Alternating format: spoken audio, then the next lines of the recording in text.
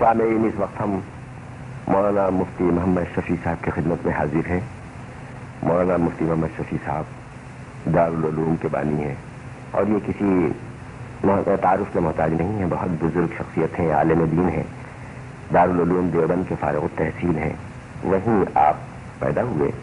شیخ الہند مولانا محمود الحسن صاحب، علامہ انور شاہ صاحب کشمیری، پاکستان کے مشہور عالم علامہ شبیر احمد عثمانی صاحب مرحوم، ان کے آپ شاگرد ہیں۔ دارالعلوم دیوبند میں فارغ التحصیل ہونے کے بعد وہیں استاد کی حیثیت سے بھی کام کر چکے ہیں۔ آپ تحریک پاکستان میں پیش رہے ہیں۔ آج ہم مفتی صاحب کی خدمت میں حاضر ہیں تاکہ ان کی ملی، قومی اور دینی خدمات کے بارے میں ہم کچھ معلومات حاصل کر سکیں۔ تو مفتی محمد شفیع صاحب، اگر آپ اجازت دیں تو ہم آپ سے کچھ سوالات کریں۔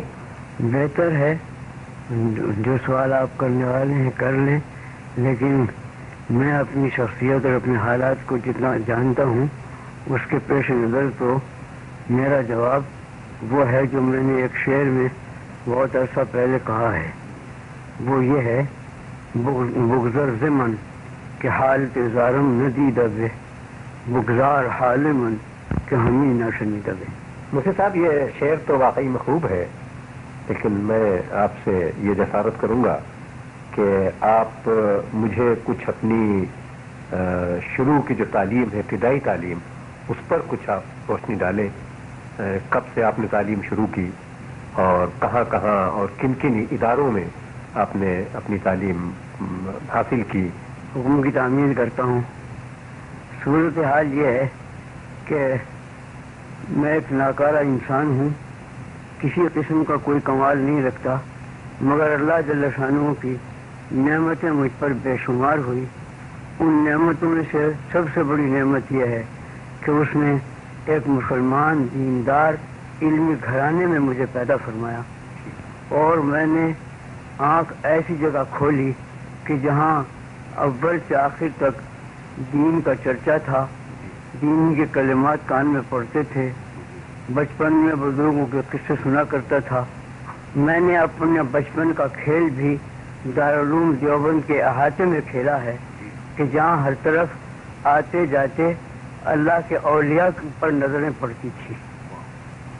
یہ میرا بچپن تھا، اور چونکہ میرے والد ماجد دارالعلوم کے مدرس تھے تو انہی کی خدمت میں بیٹھا کرتا تھا بچپن کا وقت گزارنے کے لیے۔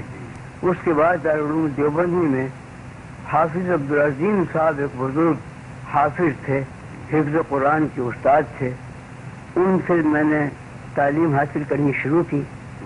اور مجھے یاد ہے کہ میرے والد ماجد کے پاس ایک خط آیا تھا حضرت گنگوئی رحمۃ اللہ علیہ کا، جس میں حضرت گنگوئی رحمۃ اللہ علیہ نے میرے بارے میں یہ لکھا تھا کہ تولد فرزند سے مسرت ہوئی، نام اس کا محمد شفیع رکھنا۔ اور اس کے بعد پھر ایک خط دوسرا آیا جب میں نے قرآن کی تعلیم شروع کی، تو حضرت نے لکھا تھا اس میں کہ میں دعا کرتا ہوں انشاءاللہ اللہ تعالیٰ ان کو علم عطا فرمائے۔ میرے تعلیم کی بنیاد یہاں سے شروع ہوئی، حضرت گنگوئی رحمۃ اللہ علیہ کی دعا اور حضرت حافظ عبدالعظیم صاحب کی خدمت میں رہنے کا اتفاق ہوا۔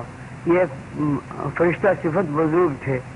تھوڑے دنوں کے بعد ان کی وفات ہو گئی تو دوسرے اساتذہ کے میں سپرد کیا گیا، اور بالآخر قرآن مجید کی تعلیم سے فارغ ہو کر میں پھر اپنے والد ماجد سے فارسی ریاضی کی تعلیم میں مشغول ہو گیا، اور انہی کی خدمت میں رہتے ہوئے درجہ فارسی کی تعلیم کے زمانے میں میں نے ابتدائی عربی کتابیں بھی اپنے والد ماجد سے ہی پڑھی۔ سن 30 ہجری تھا غالباً، جس میں میری عمر تقریباً 14-15 سال کی ہوگی، جس وقت میں نے دارالعلوم دیوبند کے عربی درجے میں ضابطے کا داخلہ لیا۔ تو یہ زمانہ وہ تھا کہ جس وقت حضرت شیخ الہند مولانا محمود الحسن صاحب قدس اللہ سرہ دارالعلوم میں درس بخاری دیا کرتے تھے۔ میں اس باقاعدہ تو ان سے درس حاصل کرنے کے قابل نہیں تھا، بچپن کی ابتدائی میری تعلیم تھی، لیکن یہ معمول تھا تمام مدرسے کا کہ حضرت شیخ الہند رحمۃ اللہ علیہ جو بخاری شریف شروع کراتے تو سب مجمع جمع ہو جاتا تھا اور ختم کرانے پر بھی سب جمع ہوتے تھے۔ اس طرح سے بخاری شریف کی ابتدائی اور آخری حدیثیں میں نے حضرت شیخ الہند رحمۃ اللہ علیہ سے گویا بار بار پڑھی ہیں، ان کے میں شرکت کی ہے۔ اس سے زائد کوئی حضرت شیخ الہند رحمۃ اللہ علیہ سے پڑھنے کا اتفاق نہیں ہوا۔ البتہ بزرگوں کی صحبت چونکہ بچپن سے ملی تھی تو مجھے کبھی بچوں کے عام کھیلوں سے دلچسپی نہیں ہوئی۔ جب مجھے کوئی وقت ملتا میں حضرت شیخ الہند رحمۃ اللہ علیہ کی خدمت میں حاضر ہوا کرتا تھا۔ میرا بچپن کا فارغ وقت اسی میں گزرتا تھا۔ حضرت شیخ الہند رحمۃ اللہ علیہ بھی مجھ پر خاص عنایت فرمایا کرتے تھے۔ یہ وہ زمانہ تھا کہ جب خلافت عثمانی کے سقوط کا زمانہ گویا قریب تھا اور دول یورپ نے متفقہ حملہ اسلامی خلافت پر کیا تھا۔ اس زمانے میں میں نے یہ محسوس کیا کہ حضرت شیخ الہند رحمۃ اللہ علیہ بہت بے چین رہتے تھے اور اپنے علمی اور درس تدریس کے شغل میں بھی کچھ کمی آئی، بیشتر اخبارات پڑھتے رہتے تھے اور اسی طرح کی گفتگو ہوتی تھی۔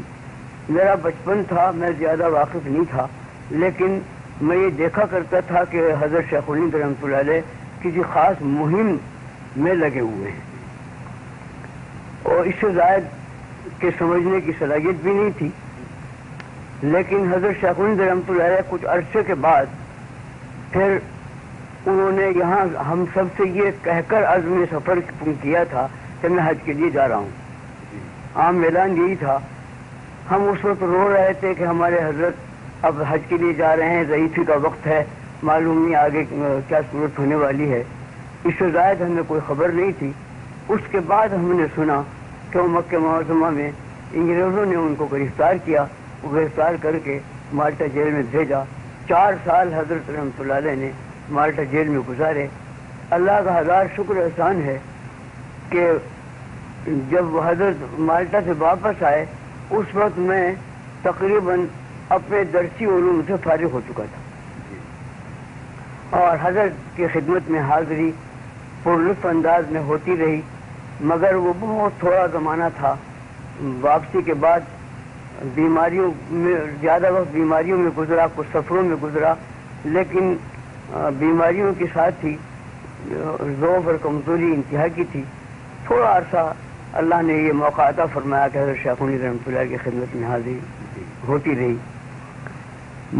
باقاعدہ میری تعلیم دیوبند کے دوسرے اساتذہ سے ہوئی، جن میں سب سے بڑے صدر مدرس اس زمانے میں حضرت مولانا علامہ انور شاہ کشمیری رحمۃ اللہ علیہ، مولانا سید اصغر حسین صاحب رحمۃ اللہ علیہ، مولانا مفتی عزیز الرحمان صاحب رحمۃ اللہ علیہ، مولانا اعزاز علی صاحب، مولانا محمد ابراہیم صاحب، مولانا رسول خان صاحب، یہ میرے استاد ہیں کہ جن سے میری مسلسل تعلیم ہوئی۔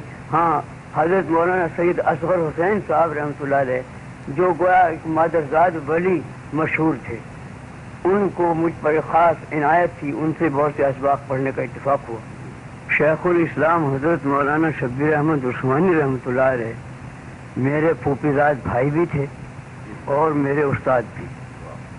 ان سے بہت سی کتابیں پڑھنے کا اتفاق بھی ہوا اور پھر جب تحریک پاکستان میں انہوں نے حصہ لیا تو ان کی شرکت میں بہت سے سفر کرنے کا بھی اتفاق ہوا اور کام کرنے کا بھی۔ اللہ تعالیٰ نے ان بزرگوں کی عنایت کے ساتھ میری تعلیم پوری فرمائی اور سن 1336 ہجری میں میں نے تمام اپنے علوم و فنون سے فراغت حاصل کر کے خود دارالعلوم ہی میں مجھے کچھ ابتدائی اسباق پڑھانے کے لیے دے دیے گئے۔ سن 1336 ہجری سے مسلسل میں تعلیم کا کام دارالعلوم دیوبند میں کرتا گیا۔ اپنے اساتذہ کی آغوش میں رہ کر ہی درس تدریس کا کام انجام دیا۔ اسی عرصے میں حضرت استاد مولانا مفتی عزیز الرحمان صاحب رحمۃ اللہ علیہ کا انتقال ہوا، تو دارالعلوم کا دارالفتہ مسجد افتاح سے خالی ہوا۔ اس کے لیے ابتدا میں کچھ دوسرے حضرات کا انتخاب عمل میں آیا، مگر ایک یا دو سال کے بعد پھر بزرگان دیوبند نے، جن میں اس وقت سب سے بڑے کام کرنے والے مولانا حسین احمد صاحب مدنی رحمۃ اللہ علیہ تھے، وہی اس وقت زمانے میں صدر مدرس تھے، ان سب حضرات نے مجھے دارالفتہ پر میں صدر مفتی کی حیثیت سے مقرر فرمایا۔ سن 1349 سے خدمت افتاح میں مشغول ہوا، اور اس کے ساتھ ہی ساتھ حدیث کی کتاب ابو داؤد میرے سپرد تھی، وہ میں پڑھاتا رہا۔ یہ زمانہ کافی گزرا جس میں زیادہ تر خدمت فتویٰ کی میرے سپرد تھی، اور تقریبی انداز سے مجھے اتنا یاد ہے کہ تقریباً 40,000 فتوے میرے قلم سے لکھے گئے جو دارالعلوم کے رجسٹروں میں محفوظ ہیں، اور سنن ابی داؤد ہر سال پڑھاتا گیا۔ ایک زمانہ دراز اسی انداز میں گزرا۔ اس کے بعد پھر تحریک پاکستان شروع ہوئی، اور اتفاق سے دارالعلوم دیوبند میں سیاسی نظریات ٹکرائے۔ بعض حضرات کانگریسی سیاست کے حامی تھے، میں اور مولانا شبیر احمد صاحب عثمانی رحمۃ اللہ علیہ اور دوسرے چند بزرگ حضرت مولانا حکیم علومت تھانوی رحمۃ اللہ علیہ کے اتباع میں، ان کی مائیت میں مسلم لیگ کی حمایت اور پاکستان کی حمایت میں تھے، اور یہ دو سیاستیں جب دارالعلوم میں ٹکرائیں تو انجام کار اسی وجہ سے ہم نے دارالعلوم کو چھوڑنا پسند کیا۔ دارالعلوم سے مستعفی ہو کر ہم مستقل طور پر پاکستان کے مسائل کے لیے لگ گئے، اور ہندوستان کے مدراس سے لے کر کراچی تک مسلسل دورے کیے، مختلف شہروں میں جلسے جلوس ہوتے رہے۔ آخر میں ریفرنڈم میں، سرحد کے ریفرنڈم میں مولانا شبیر احمد عثمانی رحمۃ اللہ علیہ کی مائیت میں اس کے 6 ضلعوں کا تفصیلی دورہ کیا، اور بالآخر پاکستان اللہ تعالیٰ نے بنا دیا۔ تو حضرت مولانا شبیر احمد صاحب رحمۃ اللہ علیہ پاکستان بننے کی تاریخی میں اسی رات میں یہاں پہنچ گئے تھے، میں اس وقت دیوبند میں رہ گیا، اور بستر میرا اسی وقت سے بندھا رہا اس خیال سے کہ میں بھی پاکستان پہنچوں، مگر پاکستان بننے کے ساتھ ساتھ ہی جو خوریزی مشرقی پنجاب میں شروع ہوئی اور راستے بند ہوئے، ان کی وجہ سے آنا جانا مشکل ہو گیا۔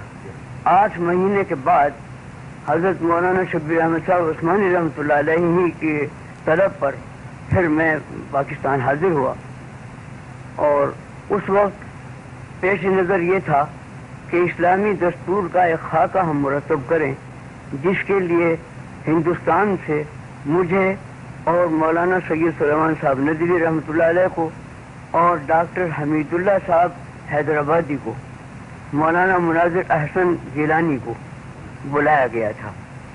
ان میں مولانا مناظر احسن گیلانی رحمۃ اللہ علیہ، ڈاکٹر حمید اللہ رحمۃ اللہ اور احقر پہنچ گئے، سید سلیمان صاحب رحمۃ اللہ علیہ کچھ بعد میں پہنچے، اور بہرحال ہم نے مل کر ایک خاکہ مرتب کیا تھا دستور کا، جس کو ضابطے میں پیش کرنے کا موقع نہیں آیا، یہاں تک کہ غالباً اگست 1949 میں یہاں دستور ساز اسمبلی قائم ہوئی، اور اس کے ساتھ اس میں ایک تعلیمات اسلام بورڈ کے نام سے ایک بورڈ قائم ہوا۔ اس کے لیے حضرت مولانا عثمانی رحمۃ اللہ علیہ کو رجال کار کے انتخاب کو اختیار دیا گیا، انہوں نے میرا نام بھی تجویز فرمایا اور بھی انہی حضرات کا جو جن کا پہلے ابھی ذکر کیا ہے نام تجویز کیا، اور ان میں سے اکثر حضرات تشریف لیا ہے۔ انہوں نے 4 سال کی مسلسل کوشش میں ایک دستوری خاکہ مرتب کیا جو اسمبلی کے ارکان کو دے دیا گیا۔ اس دستوری خاکے کا ابتدائی حصہ جو قرارداد مقاصد کے نام اور عنوان سے مشہور ہے، اس کو شیخ الاسلام مولانا شبیر احمد صاحب عثمانی رحمۃ اللہ علیہ نے خود پیش فرمایا تھا۔ وہ حصہ ہی بنیاد دستور کی تھی، اس کو تو وہ اتفاق اسمبلی نے منظور کر لیا اور آج تک ہر دستور میں وہ شامل رہا۔ لیکن باقی رپورٹ ہماری وہ کچھ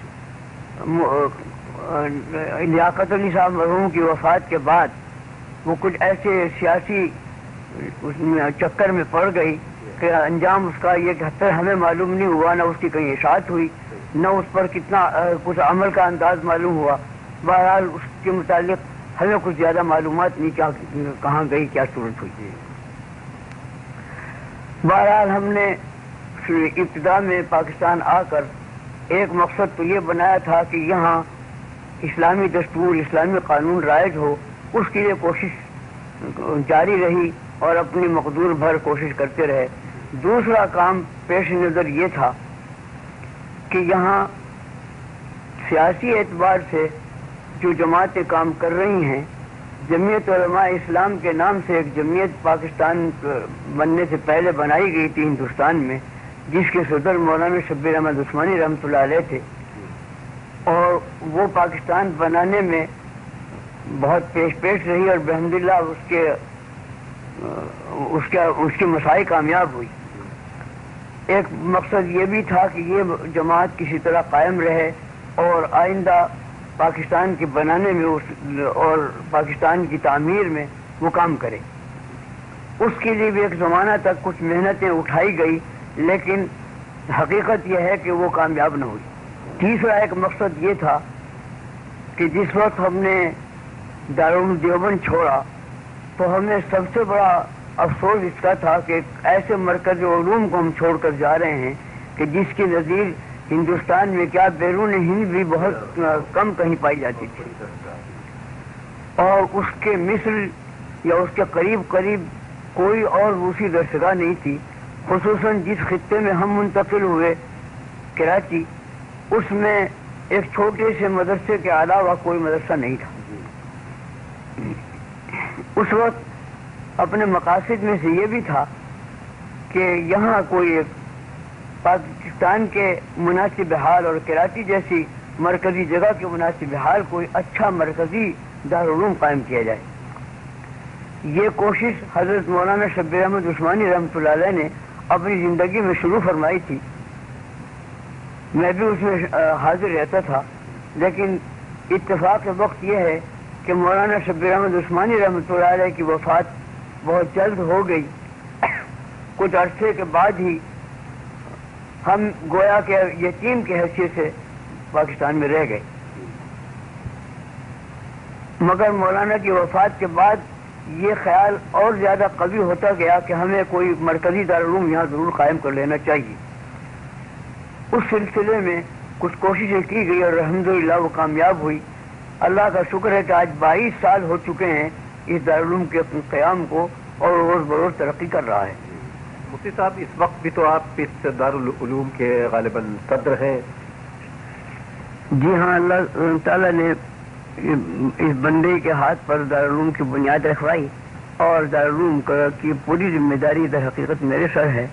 ایک مجلس شورا ہے جس کو پورے اختیارات حاصل ہیں، اس کا بھی صدر میں ہی ہوں۔ باقی انتظام کرنے والے دوسرے حضرات ہیں جو ناظم کہلاتے ہیں۔ اچھا مفتی صاحب، آپ کو غالباً پاکستان بننے کے بعد جب آپ پاکستان منتقل ہو گئے تو اس کے بعد آپ کو کبھی کوئی بیرونی ممالک جانے کا کوئی اتفاق ہوا؟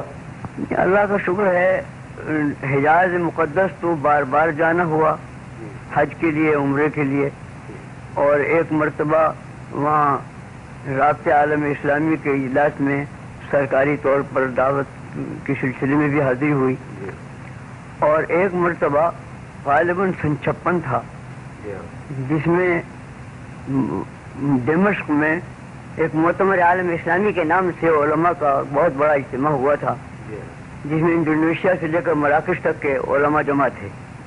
اس میں بھی شرکت کا اتفاق ہوا، جس کے اجلاس دمشق میں، پھر اردن میں، پھر بیت المقدس میں، متعدد جگہوں میں ہوئے۔ اسی سلسلے میں بیروت میں بھی کچھ دیر ٹھہرنا پڑا۔ ایک مرتبہ سفر جنوبی افریقہ کا، مشرقی کچھ تھوڑا سا مشرقی افریقہ میں اور زیادہ جنوبی افریقہ میں، تقریباً 1 مہینے کے قریب یہ دورہ تبلیغی انداز کا کرنے کا اتفاق ہوا۔ اچھا مفتی صاحب، یہ جو آپ تبلیغ کرتے ہیں یا وہاں پر ہوئی تبلیغ جنوبی افریقہ میں، تو آپ کے خیال میں کیا کچھ وہ کامیاب ہوئی یا کامیاب ہو سکتی ہے؟ اگر ہم تبلیغ یہاں سے اسلام کی جائے افریقہ میں یا دوسری جگہ، تو وہ آپ کا کیا خیال ہے، کہاں تک ہم اس سے کامیابی حاصل کر سکتے ہیں؟ میرا انداز یہ ہے کہ خصوصیت سے جنوبی افریقہ میں بڑی صلاحیت ہے، اور میں نے یہ محسوس کیا کہ باوجود اس کے کہ وہاں کے حضرات ہماری زبان پوری نہیں سمجھتے تھے، لیکن متاثر بہت ہوتے تھے۔ ان کی زندگیوں میں انقلاب آیا۔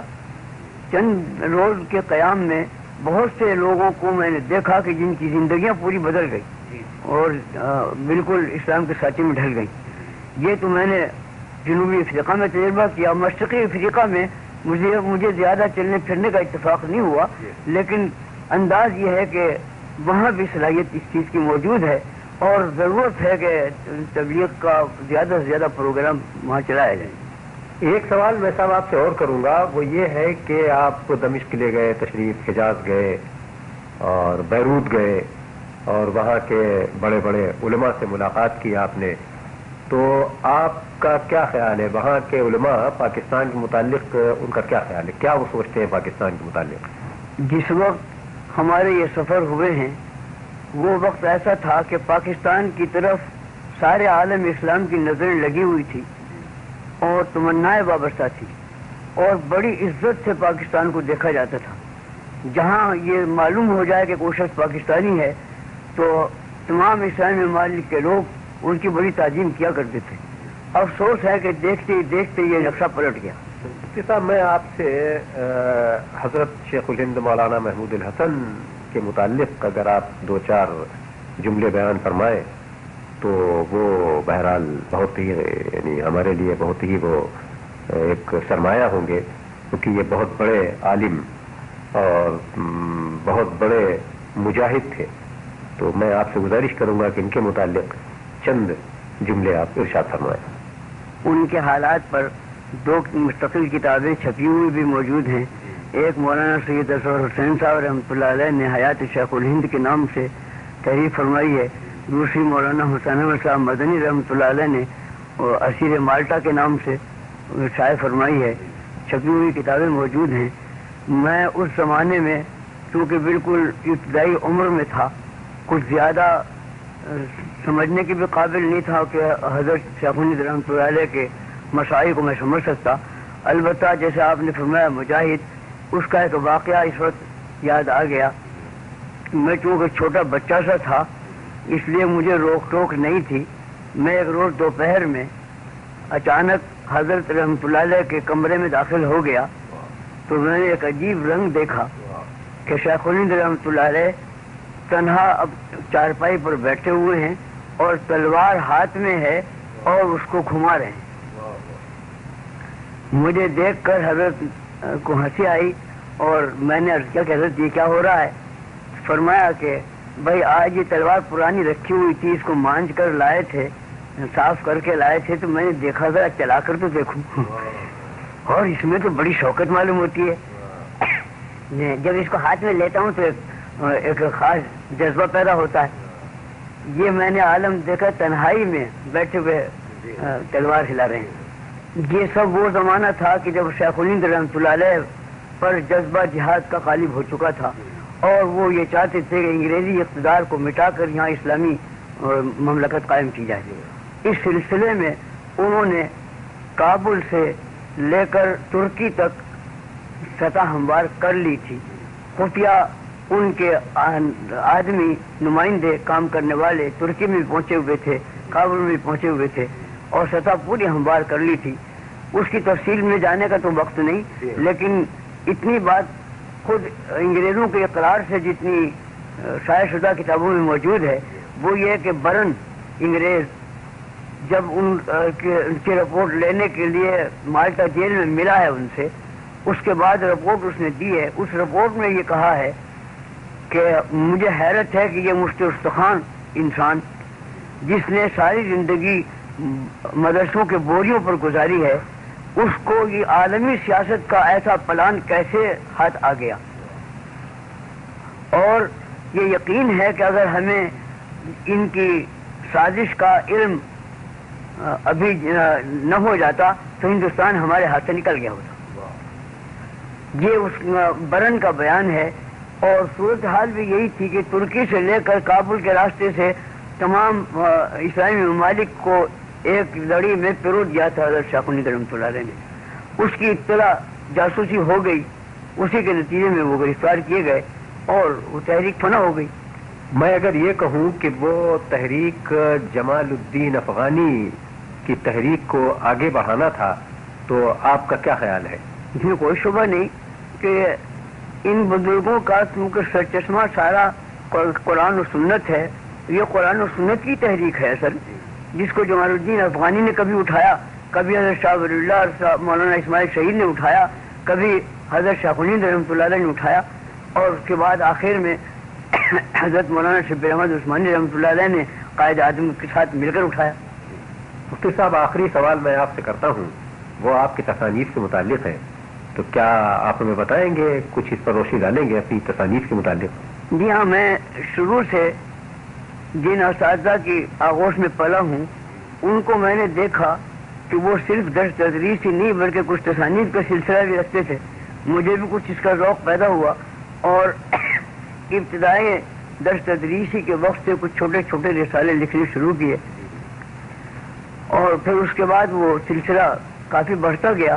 اس وقت غالباً 150 سے زائد میری تصانیف ہیں, جس میں سب سے بڑی تصنیف جو ابھی تیار ہوئی ہے وہ ہے تفسیر معرف القرآن. اور اس تفسیر کا ایک عجوبہ یہ ہے کہ اس کی ابتدا تو ہوئی تھی ریڈیو ہی کے درس سے, لیکن ریڈیو پر مسلسل قرآن نہیں تھا بلکہ اس کی منتخب آیات ہوتی تھی. اس کے بعد اس کو جب کتابی شکل میں لانے کا ارادہ ہوا تو یہ وہ وقت تھا کہ جب میں بیماری سے بستر پر لیٹا ہوا تھا, اور اس کا افسوس مجھے ہو رہا تھا کہ اوراق جو لکھے ہوئے ہیں موجود یہ یوں ہی ضائع ہو جائیں گے. اگر اس کا جو درمیانی آیتیں ہیں وہ رد پورا کر دیا جاتا تو قابل اشاعت ہو جاتی. اسی بیماری کے زمانے میں اللہ نے دل میں ڈالا کہ لیٹے لیٹے کچھ کام شروع کیا جائے. اسی وقت سے یہ کام شروع ہوا, اور الحمدللہ 5 سال کی مدت میں جو زیادہ بیماریوں ہی کا وقت تھا اور بیماریوں کے علاوہ ملک میں طرح طرح کے فتنوں کا وقت تھا, انہی حالات میں اللہ تعالیٰ نے اس کی تصنیف پوری کرائی اور الحمدللہ وہ 8 جلدوں میں چھپ کر تیار ہو گئی. اس کے علاوہ اور چھوٹی بڑی بہت سی تصانیف ہوتی رہی ہیں جن کی تفصیل میں جانا مشکل ہے. بہت بہت شکریہ مفتی صاحب آپ کا, آپ نے ہمیں اتنا وقت دیا اور اس پیری اور بزرگی میں مجھے آنے کا شرف حاصل ہوا. بہت بہت شکریہ.